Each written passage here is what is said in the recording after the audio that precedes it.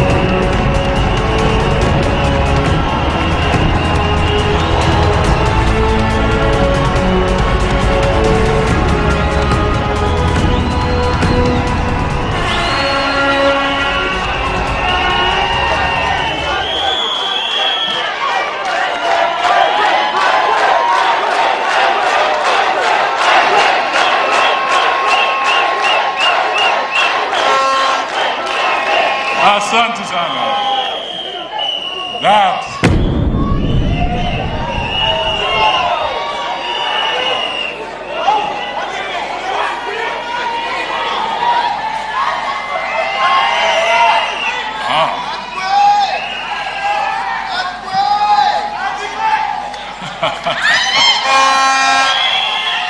all right. Thank you, ladies and gentlemen. Indeed, the country is going to experience the earthquake.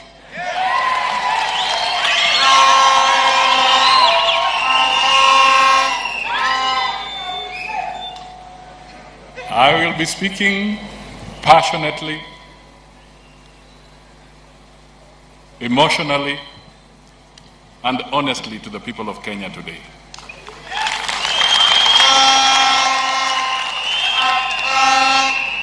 And I will ask you to lend me your ears and your eyes, and where you can, your emotions, because we must speak to Kenyans. Let me start with the salutations. Distinguished guests, starting with the Deputy President of the Republic of Kenya,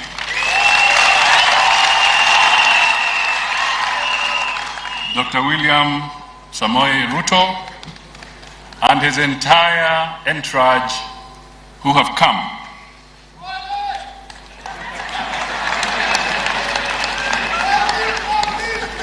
That's great. I didn't know Duale was here, but that's good.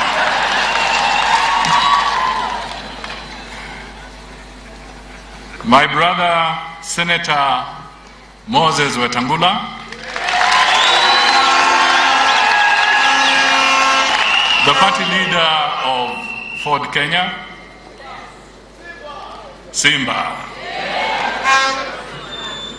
My good friend, Governor William Kabogo,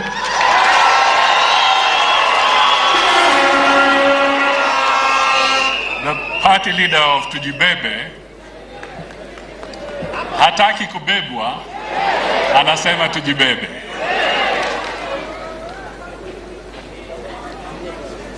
ANC party officials in your varying capacities, the women and youth leagues in particular, the ANC manifesto experts for your excellent work, our development partners, members of the diplomatic corps who have found time to be with us as ANC members, and supporters throughout the country, invited guests, observers, ladies and gentlemen. And in this particular moment, let me also acknowledge the several members of Parliament and MCAs who are here, and they shall be recognized as you go on.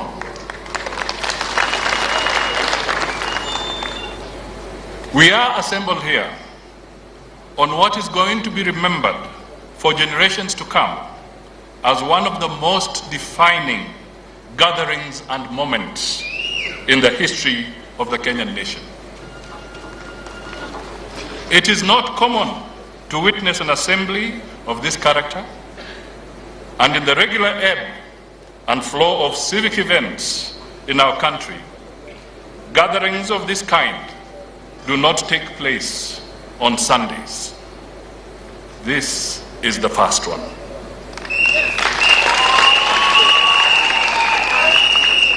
I wish to thank you all for setting aside the time to be part of this parade.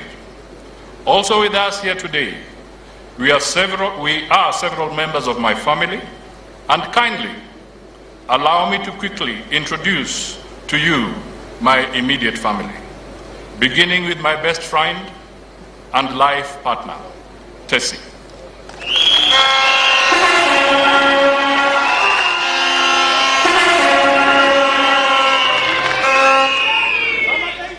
Tessie has walked with me steadfastly over the past 32 years. She is a pillar of comfort, strength, and support, and the mother to our 3 children. As I mention their names, please rise. Moses,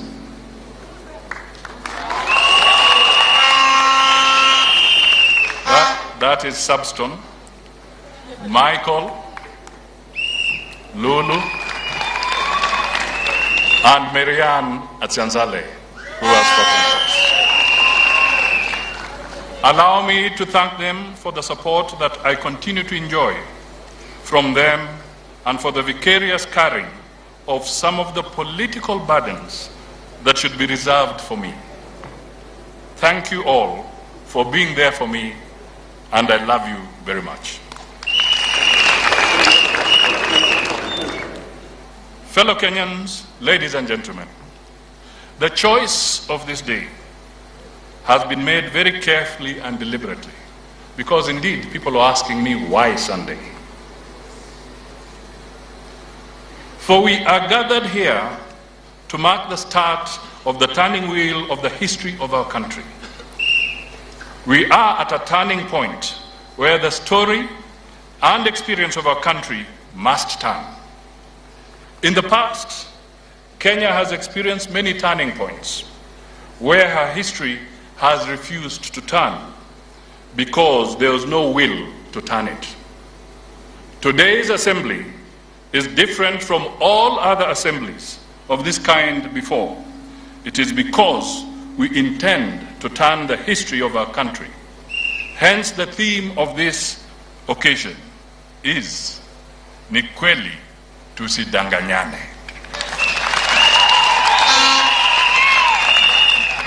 It is true, let us not lie to one another. For so long, Kenyans have lived on a diet of political lies, deceit, and betrayal. Those in leadership have failed to place any useful premium on the words that leave their lips. There has been no passion in their hearts, no sincerity in their minds. And when making promises, and especially electoral promises, a wide gulf exists between the words of our mouths and the meditations of our hearts.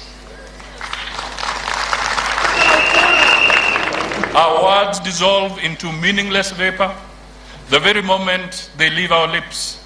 This assembly is intended to mark the start of the end of the culture of leadership, paying lip service to the long-suffering people of this country in the spirit of our mantra, Ni kweli tusidanganyane. Accordingly, no day of the week could be more astute for the NDC of ANC, as well as our missionary and visionary agenda for this country and its people. Within Christendom, Sunday is sacrosanct. It is a day to make ablutions and oblations, a time for sacrifice and renewal. We are here, therefore, to renew ourselves, to find fresh energy and fresh commitment to the great sacrifices that lie ahead, to embrace the greater national good and interests. We are here, fellow Kenyans, to define and aim for greater loyalties and bigger dreams for our country. We are here because we have transcended narrow individual agendas. We have begun the journey to end personality cults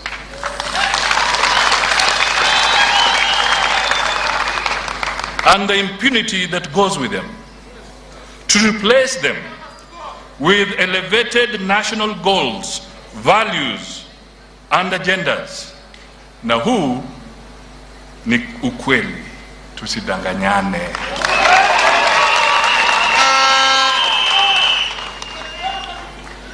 Fellow Kenyans, allow me therefore to thank you all who are assembled here today, as well as those who are following us through the other platforms, for being a part of this grand parade, the second Amani National Congress NDC since the formation of our party in 2015. I take great pride in the knowledge that ANC has grown with leaps and bounds. We have come way beyond the founding expectations. We have shaken off our detractors and malign forces that have attempted to slow us down, to divert us from our cause, and to wreck our party. We have gallant men and women, young and elderly, all made of sterner stuff than our detractors have imagined. We are majestically marching towards the noble goal of making our country better for the present and future generations. Allow me, ladies and gentlemen, to singularly thank this NDC for ratifying my presidential candidature for this year's election. This is the first major step in the direction that we are headed. You have bestowed upon me a great honor and a momentous task. I accept this assignment with a lot of humility and a sense of pride and duty. Whether the road ahead is marred with thorns or stones, heat or thunderstorms, I promise and commit that because of the confidence you have shown in me and because of your commitment to walk with me, we will this time get to the promised land. The land of milk and honey. Wakati huu tusidanganyane.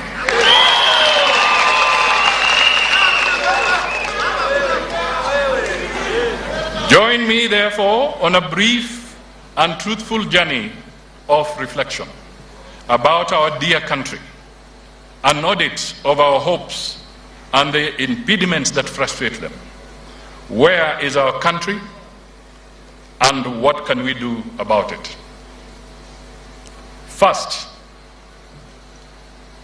Kenya is broke. Let me state the obvious. Kenya is broke. Tusidanganyane.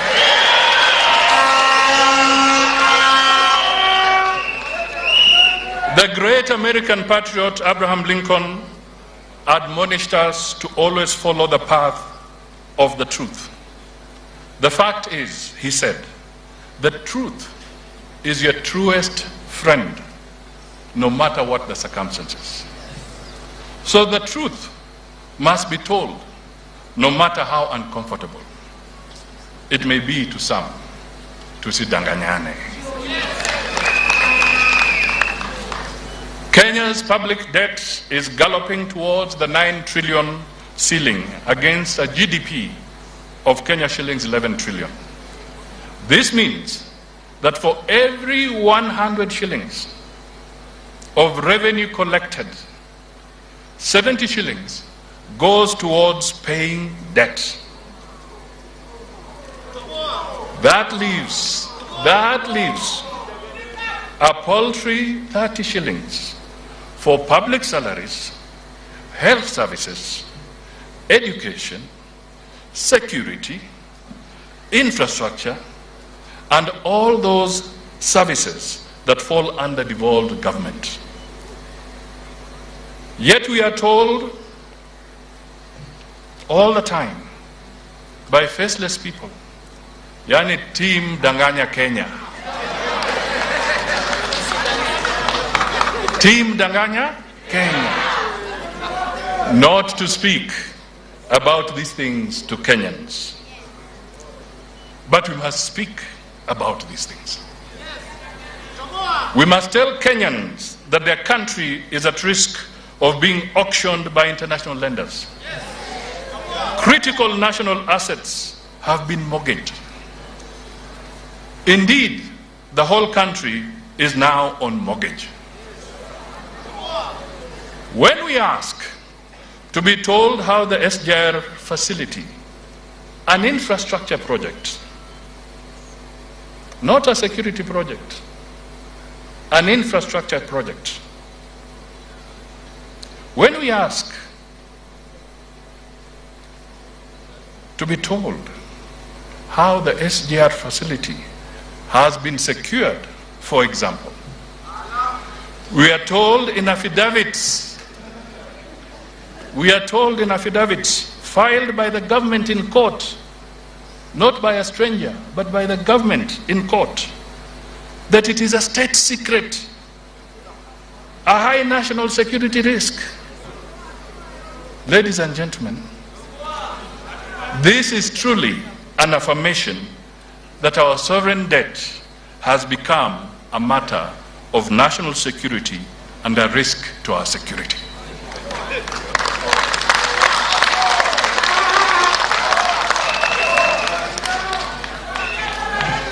The truth is that Kenya risks losing its sovereignty because of reckless borrowing to fund corruption. We need to save our country from the looming danger.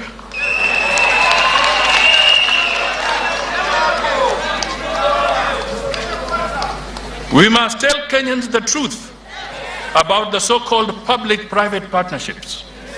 The private partners in these cartel-style deals are people in government, working with their close family members and cronies. These people are literally eating up the country. They are eating you up.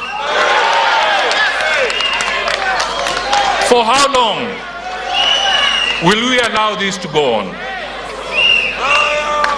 These are the real thieves in the country.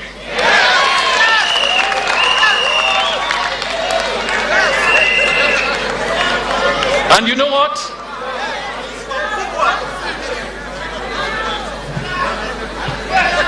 These cartels do not even pay taxes. They are the worst burden that the country has ever had to carry.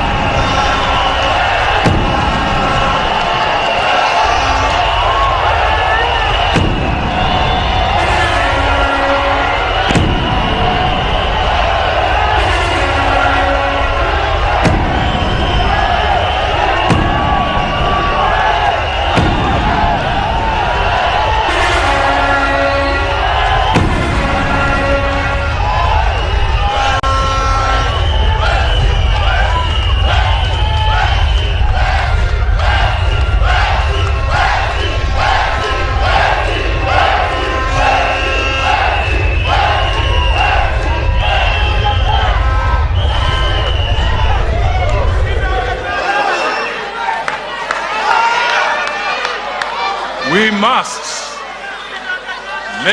ladies and gentlemen, we must reject their political projects and sinister schemes.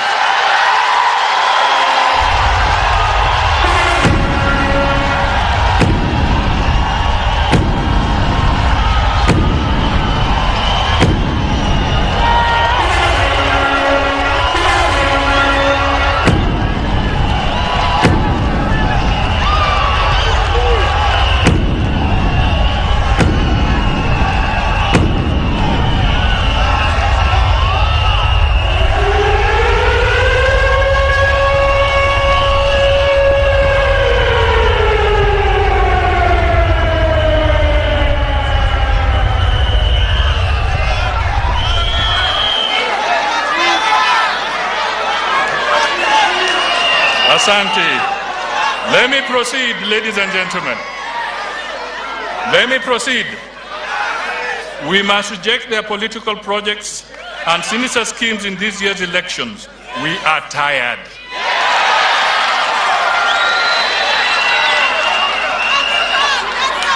I, Musalia Mudavadi, have refused to board the boat of lies. I was never trained to be a liar. I will not begin lying to Kenyans in my ripe age. Like Abraham Lincoln, I solemnly believe the fact is the truth is your truest friend, no matter what the circumstances are.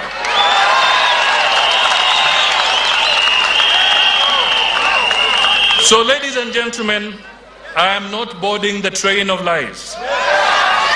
Let me instead tell Kenyans the truth. Reckless and irresponsible loans have sapped financial resources from the productive private sector. Kenya is on the verge of bankruptcy. Our creditors can hardly risk or lend us any more money than they have done. And now, the retiring government has resorted to scorched earth tax policies.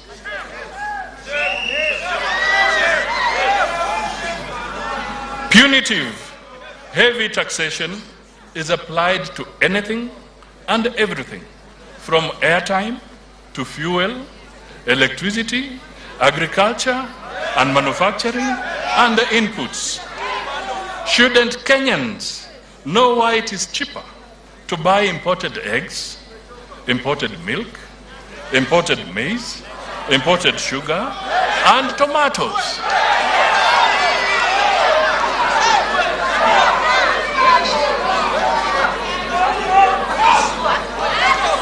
In this environment, the dignity of the Kenyan people is badly eroded. State Fuliza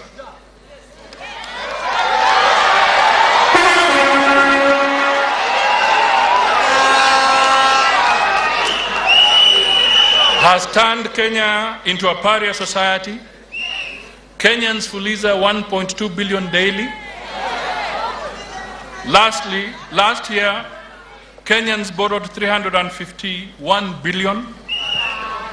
Now every other Kenyan is a fugitive from Fuliza, with several disguised phones.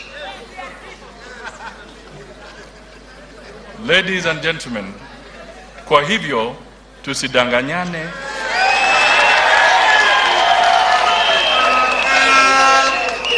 Kwa ground ni kubaya.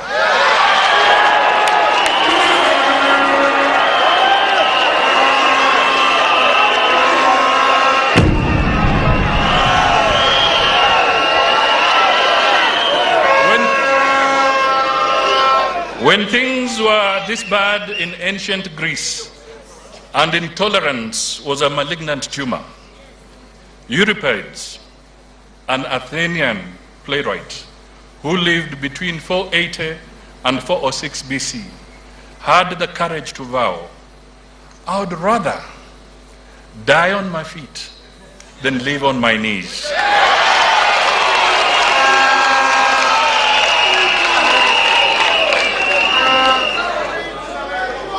I don't know about you, and I don't know about you either. But certainly, I don't want to live on my knees in my own country. Indeed, how can we be proud that the government has bankrupted itself and the people? How can we accept to live on our knees? Kenya is at a dangerous crossroads. The government is suffocating the goose that lays the golden egg. It is borrowing to pay salaries. Many businesses have downsized, closed down, or relocated from Kenya. The labor sector is in the intensive care unit.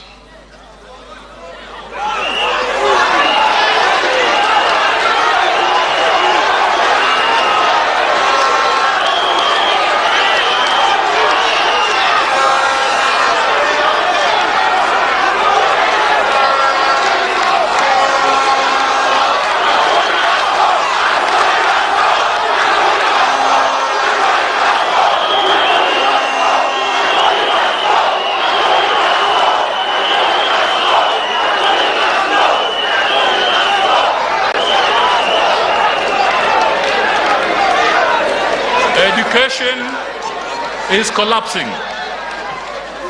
The health sector is in the ICU. Agriculture is dead.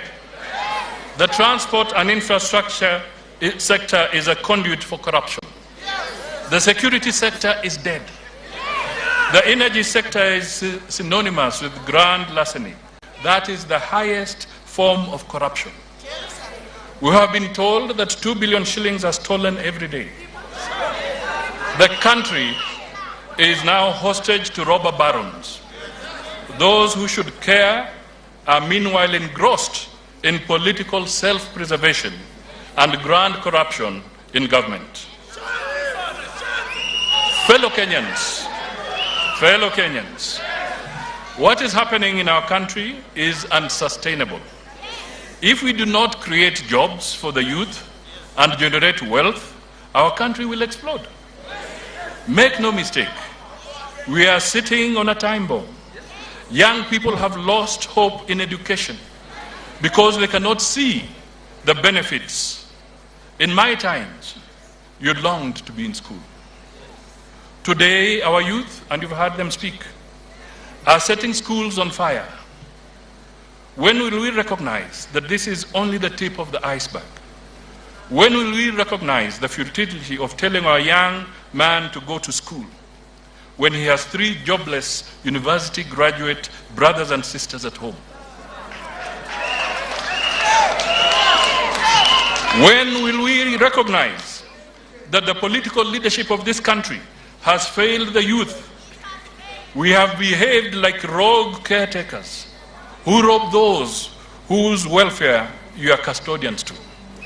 Young people are left with the motorbike as their only hope. Who has cheated us that this is sustainable? Agriculture is dead. Farmers across sectors are agonizing. They don't know whether to throw in the towel or to try one more season. Each year is a new season of net loss on investment. The sugar farmers, the tea farmers, the coffee farmers, the rice farmers, you name them.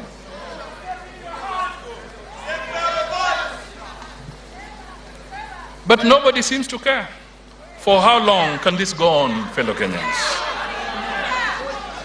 Meanwhile, because of the levels of unemployment and heavy taxation, the cost of production has gone through the roof, and the costs are pushed to mwananchi wa kawaida. And as the COVID pandemic has taken poverty among Kenyans to another level, depression has set in. Violence has overwhelmed us at home and away. That is the way it is. Tusidanganyane.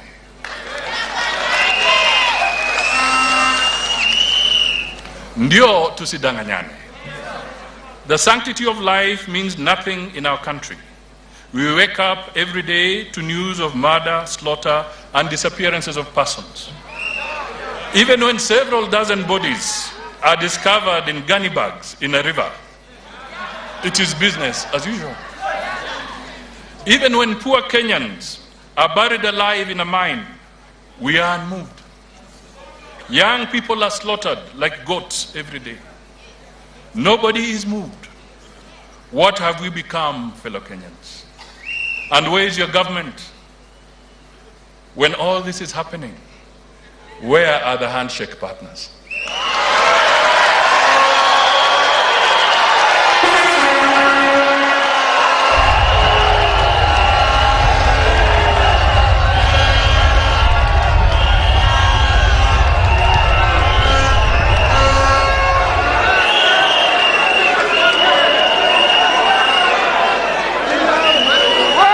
We have lost sight of the meaning of government. Government is now about formalized corruption through budgeting to steal. We have allowed the criminal mind to take over the budgeting process. It budgets for corruption. Once upon a time, armed with a new constitution, we swore that it would not matter who becomes the president, for we believed that we would all get our share of development regardless of who is in charge. Today, alas, today, we all want to line up next to the president to beg for development. This is because revenue and loans are acquired for the singular purpose of being stolen. Hardly anything is left for development. The Auditor General's report for 2019 shows that stalled projects, which we continue to borrow billions to run into mind-boggling trillions. Tusidanganyane. Times like these require a focused, level-headed, visionary, and truly patriotic and selfless leader and leadership. That leadership is speaking to the nation here, now.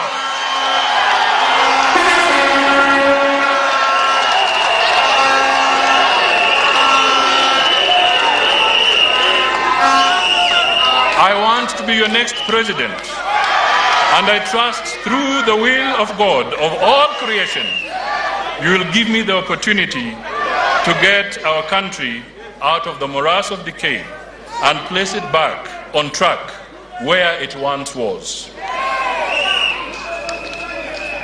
It was indeed Africa's undisputed tiger nation that competed head and shoulder above the rest of the tiger nations in the 1960s. Why do I want to be president? Let us be honest. Wakati wa kudanganyana umekwisha Kenya. Let's not lie to each other that economic recovery is a touch and go affair. Kenyans have the right to ask this question of all those offering themselves to lead. Why are you seeking to be president of a corrupt and broke country? My answer is straightforward. I desire to lead the change back to economic prosperity, to reclaim the soul of our country, to offer trust that I will always tell Kenyans the truth.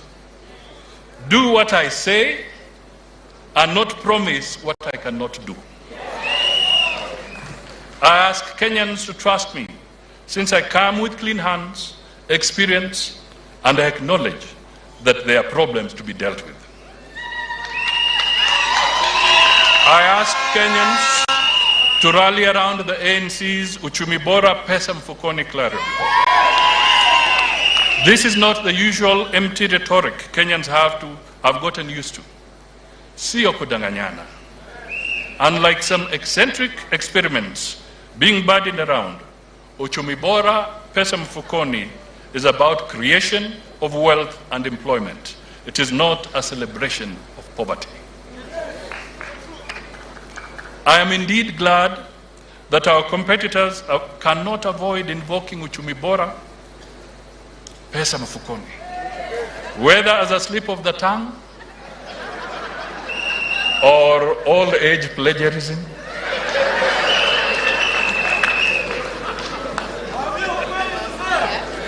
Uchumi Bora Pesa Mfukoni is a strategy to resuscitate the economy and put money where it helps most, in your pocket. Remember, you are only safe if your neighbor is safe too. Therefore, Uchumi Bora Pesa Mfukoni is about moving sovereignty to shared economic benefits for all. No one will be left behind or be discriminated. Hata hustlers wanahitaji uchumi bora.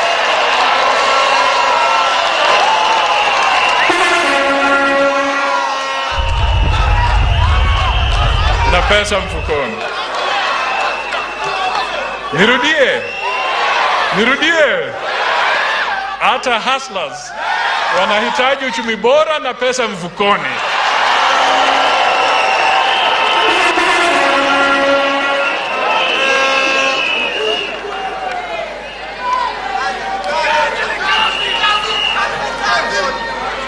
Together, we will do it. Kenyans, let me touch on the issue of quality leadership. Look for quality in leadership and abandon those with the trust deficit and deceit. Trust issues have a very special place in my heart and in my life. A person must be as good as his or her word. If your word cannot be your bond, then you are not good even for the ash pit. Leaders must be the salt of the nation. If they have lost trust or are untrustworthy, then they have lost all the flavor of the salt of leadership.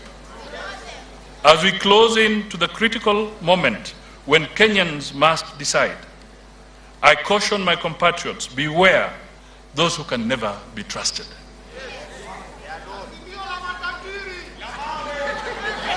Fellow Kenyans, ladies and gentlemen, the moment of the change you have been yearning for is here with us. On 26th December last year, I sent a warning that it would not be business as usual this year. In fact, I said I would be unpredictable. And it is not going to be business as usual. As the saying goes, the time has come when we must scatter them and gather them.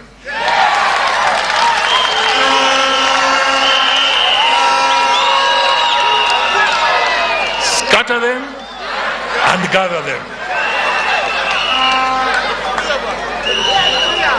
Yes, we are going to scatter them and gather them for the sake of our country.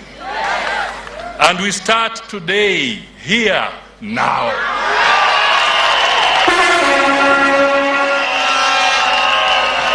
Starting now and in the coming days, ANC will be seeking partnerships on the journey that we are now embarked upon. There is no shortage of friends, of goodwill, and good intent to partner with. For the avoidance of doubt, let me state this in plain words.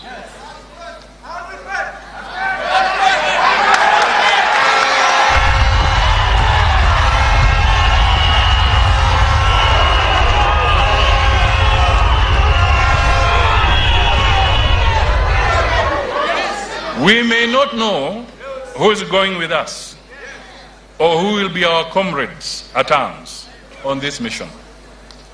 But we know who they will not be.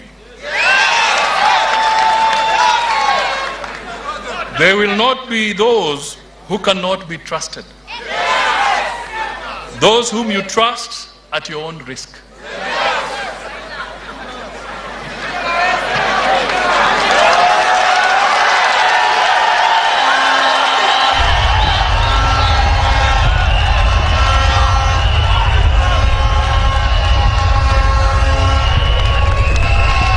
Traveled with untrustworthy persons before, and even when we have given them another chance to redeem themselves, they have failed miserably by returning to their old mischief.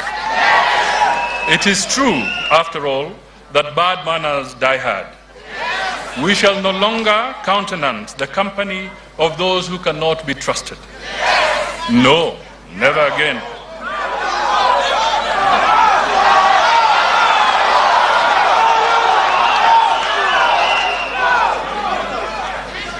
For the avoidance of doubt, and now I repeat, for the avoidance of doubt, the ANC stand, which I am privileged to pronounce, is that the spectre called Azimio is not an option when it comes to partnership.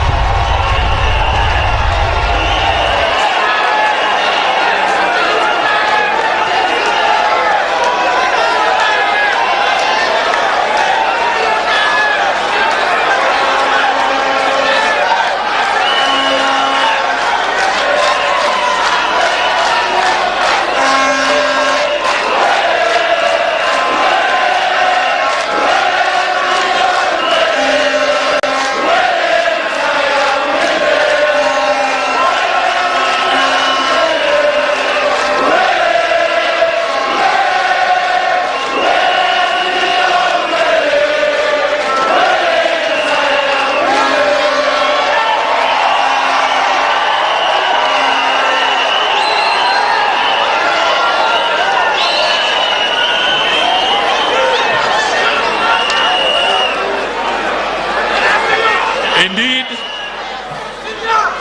this thing is neither an azimio nor about unity. It is about the self-preservation of some cunning individuals. The patterns are only well-known and predictable. Wamepoteza frequency na network.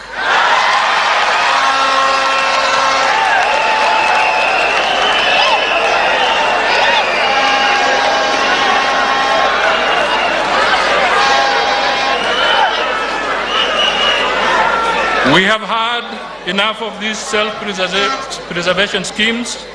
Tumechoka. Enough is enough. Tusidanganyane.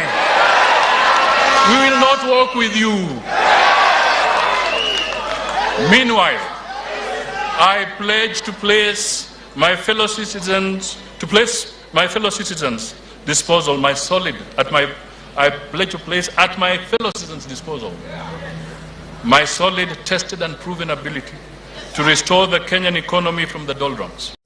The present predicaments are not different from the economic meltdown that I successfully handled in the early 1990s as Kenya's finance minister. The country was broke. Kenya was an international pariah. Bilateral and multilateral lenders shunned us because borrowed sovereign money had gone down corrupt throats.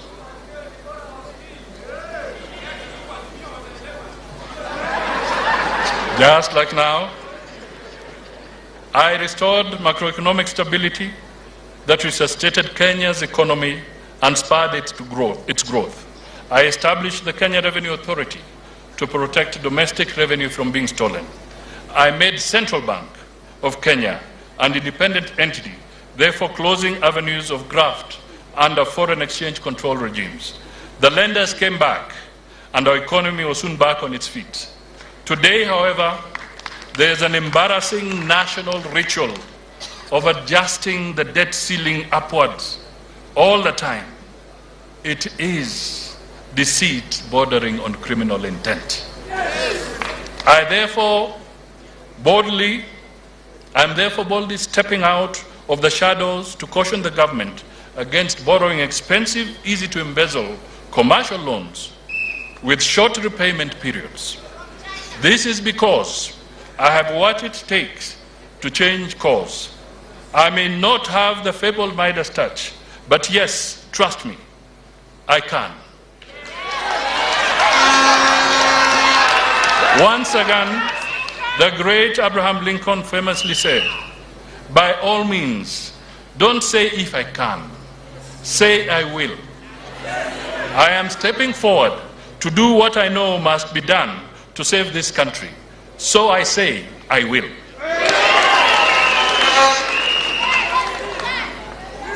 Under what should we do as a nation? Under the Uchumi Bora Pesa Mfukoni mantra, NC is looking beyond the 5-year term of government to implement appropriate policies to support faster economic growth. Targeted for immediate action will be to implement measures to contain the economic meltdown through a national economic recovery plan. And there'll be, in the manifesto, you will see I have listed several areas that we can touch to achieve this goal. Secondly, we must have prudent management and focus on the reduction of public debt. This will mean restructuring public debt, the debt portfolio, with an emphasis on renegotiating our foreign debts to progressively reduce expensive borrowing.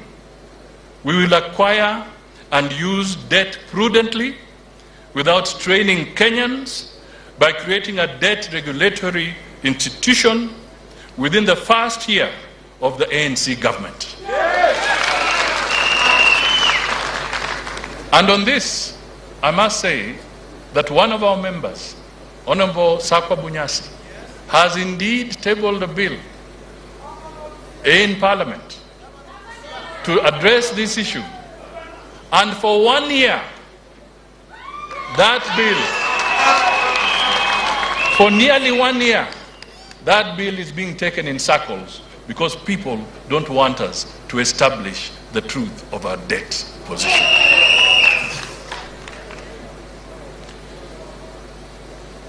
We will make sure that we decriminalize taxation and make taxes unavoidable but affordable. Unavoidable but affordable. In support of this, we will strengthen stringent anti-corruption laws, making anti-corruption agencies efficient to stop theft in public procurement and enforce transparency and accountability in government. From henceforth, we want to make sure that the report of the Auditor General will not be the refuge of thieves, but the basis of criminal investigation and prosecution of offenders. We will want a fair tax system that allows everybody to do business and to survive. I don't think there's a Kenyan who wants to avoid tax deliberately, unless it's a criminal. But they do not want punitive taxation. They want a taxation that is fair. We shall deliver. We want agriculture, which contributes 27% to GDP, 75% of our raw materials, 65% of our export earnings, and 60% of the total direct employment, and nearly 47% of our nearly 47% of our population is food insecure. At any one time, 2 to 4 million Kenyans are on food relief. We must reverse this. The NC government will pursue a Kenya Kwanza policy in agriculture and manufacturing. We will boldly put first the interests of the Kenyan farmers and entrepreneurs, and will vigorously subsidize the cost of inputs to make Kenyan products competitive.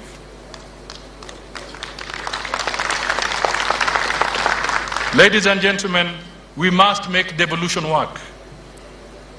The constitutional basis for devolution is the actual transfer or surrender of political and economic power, authority, and resources to counties, and not the current patronizing belief that devolution is delegation of duties to counties by the national government. No wonder some governors are trembling.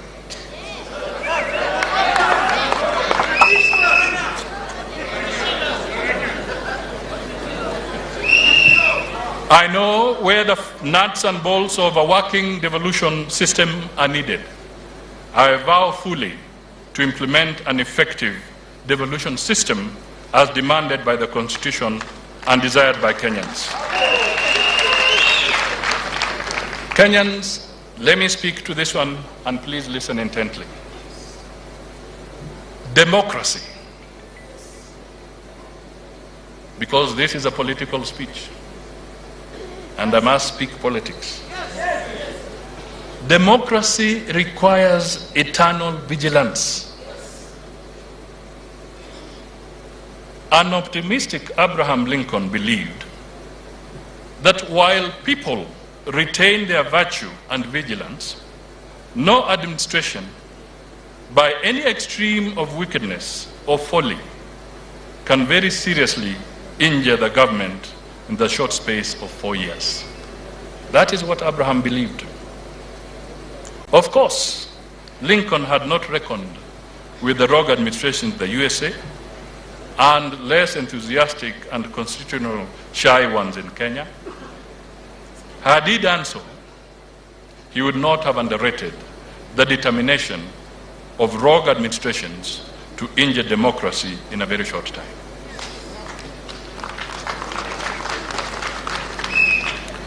Kenya is a constitutional multi-party state, guaranteeing far-reaching rights and freedoms to all Kenyans.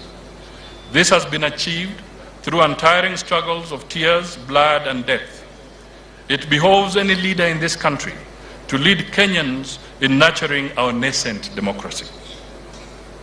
But there is sinister counter-democracy insurgency creeping into our governance system.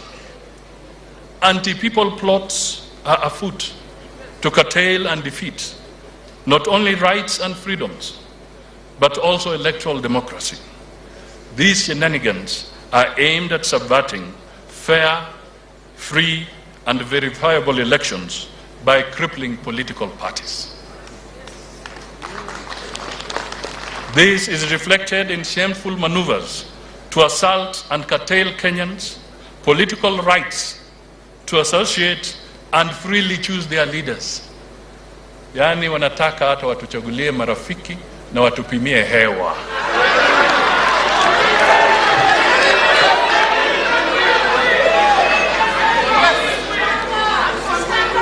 Some shadowy elements are busy attempting to coerce, intimidate, and impose hand-picked leaders. This is a perilous road that can only lead to civil strife. We must certainly be reminded that the stability of this country is derived from the legitimacy bestowed through popular elections. Through popular elections. In the forthcoming elections, the people of Kenya as a sovereign have the duty, as warned by Lincoln, not to overthrow, and I quote, not to overthrow the Constitution, like some want, but to overthrow the men who pervert the Constitution.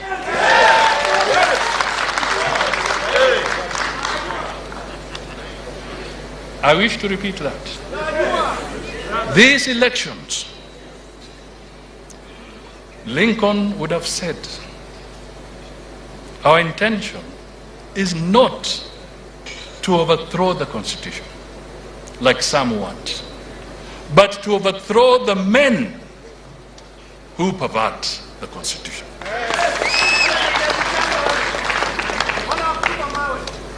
Uongozi bora na uchumi bora, pesa mfukoni, other than tackling corruption in the theft of resources, seeks to also fight political corruption by strengthening and protecting the independence of our institutions of government and of constitutional commissions and offices. We will use this protective shield to shelter and embolden important institutions such as the judiciary and labor movement. It is tragic that the robust labor movement that played a stunning role in securing Kenya's independence has been vandalized and cannibalized by clueless and clownish self-serving leadership.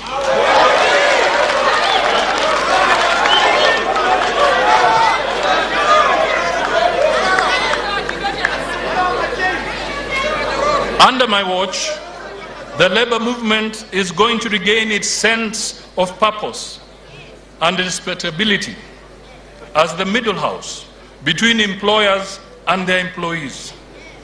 It will not be a clownish cowboy club that labors for a few individuals who openly boast and display the trappings of massive opulence whose sources remain smoky and mysterious.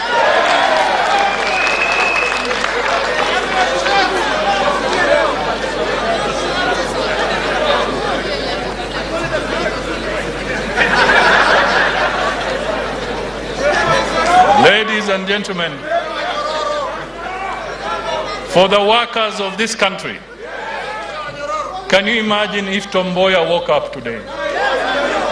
If Dennis Akumu woke up today? If Sami Muhanji woke up today? If Peter Kibisu woke up today? If Chadu Kadongo woke up today? What would they find?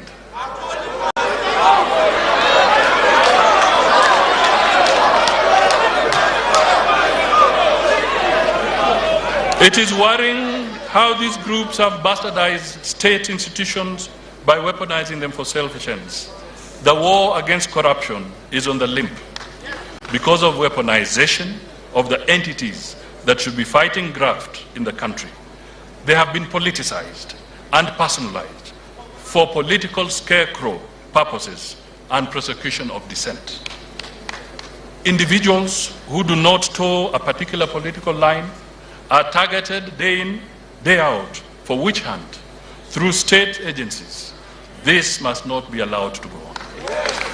We stand up against political arm twisting and kidnapping of state entities for selfish missions, even way before we form government. And when we get there, there will be things of the past. Ladies and gentlemen, as I draw close to the end,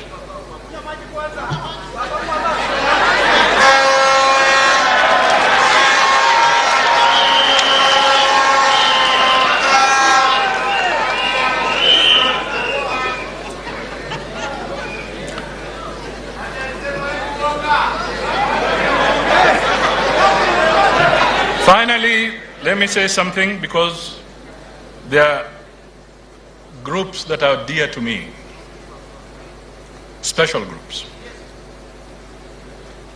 and they are vulnerable.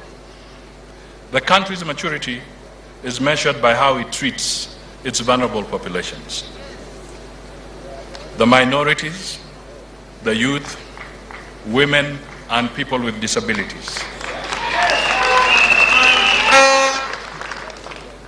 These special people face perennial challenges and risks. These populations have to grapple with social, economic, and political exclusion, in addition to the disadvantages of inadequate skills, unemployment, lack of capital to fund startups, and lack of business support and extension services to cultivate businesses. It is therefore not a choice, but a duty to integrate them in the development agenda of this country. And I wish to assure you that ANC will do that.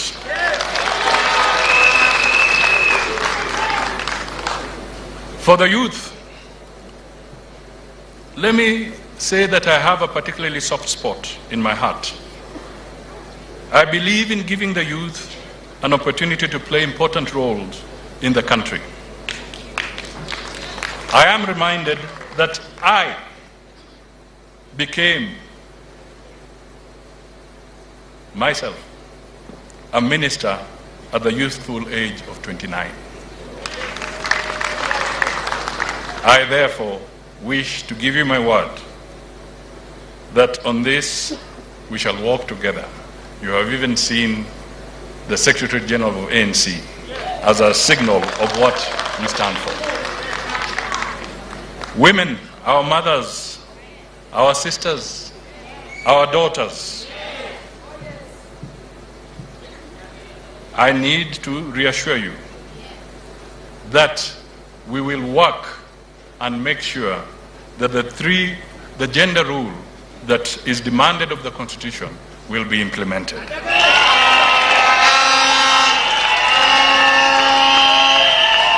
We will assure you that we will genuinely secure your 30% opportunities that you're supposed to have when you're tendering for business. We will implement it appropriately. That is something you can take to the bank. Persons with disabilities. Ladies and gentlemen, there are 3 million people living with disabilities in Kenya. The Constitution recognizes the right of people with disabilities to be treated with dignity and have equal access to social facilities. It also recognizes Braille, sign language, and other accessible formats as official languages in Kenya, and the right to participate in public life as essential to creating an active citizen. The Constitution further requires 5% of all elective and appointive positions in public be taken by people with disability. However, this has not been achieved in spite of the act that was passed in Parliament. it is an assignment ahead of us. Pastoralists and pastoralism. About 80% of Kenya is arid and semi-arid. Pastoralism forms 95% of household incomes. And these communities contribute 13% to GDP. But the great potential in the arsile regions is yet to be fully realized. I want to assure you, as ANC, and as you will see in the manifesto, we want to work hand in hand to tackle this issue so that the untapped potential can be unleashed for our country. Ethnic minorities and marginalized communities. Let me tell you that we have both large, small, powerful, powerless, dominant, and subject, and also rural and urban marginalized groups, diverse. 3 million members of ethnic minorities and marginalized groups are found in 26 counties. They suffer consequences of being few in number and are often despised, ridiculed, barred, ignored, devalued, and are underrepresented and unemployed. Let me make it very clear. As ANC, we want to work with them.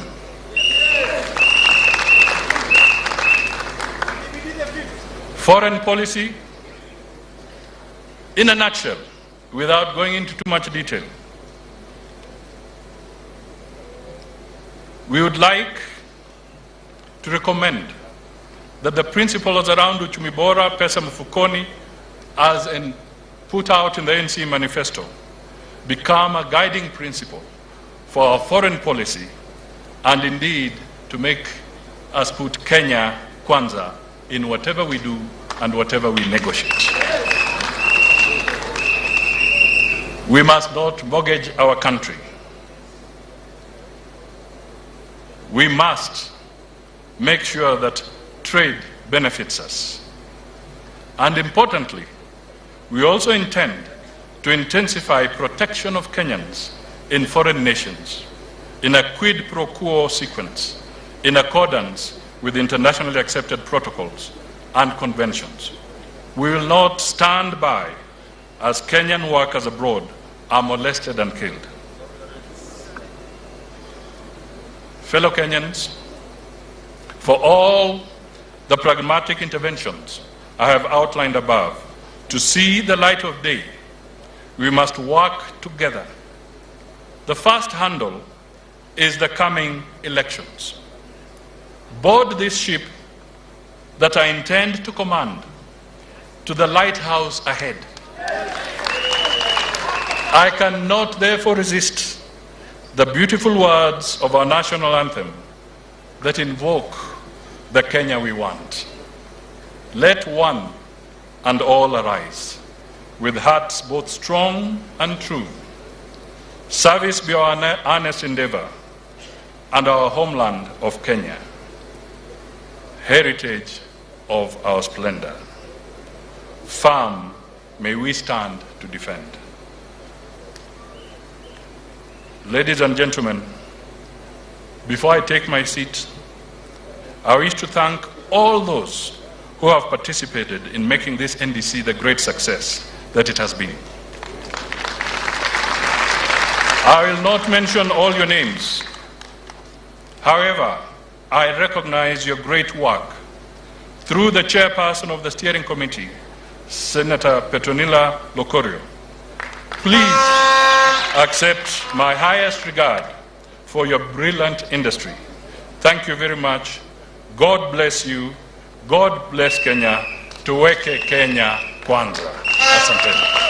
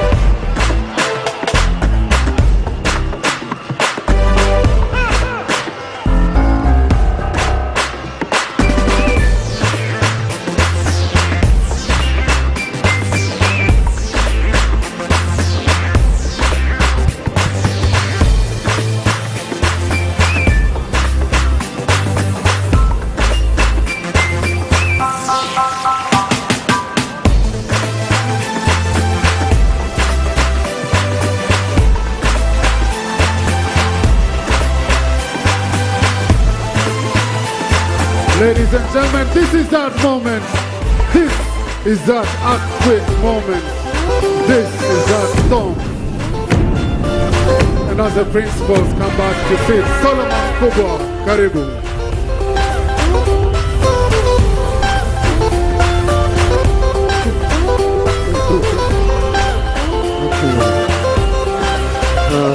DJ, switch to Solomon Kubwa. Okay. Hallelujah. Wapi kelele kwa Yesu. Mupe Yesu shangwe na vigelegele. Hallelujah.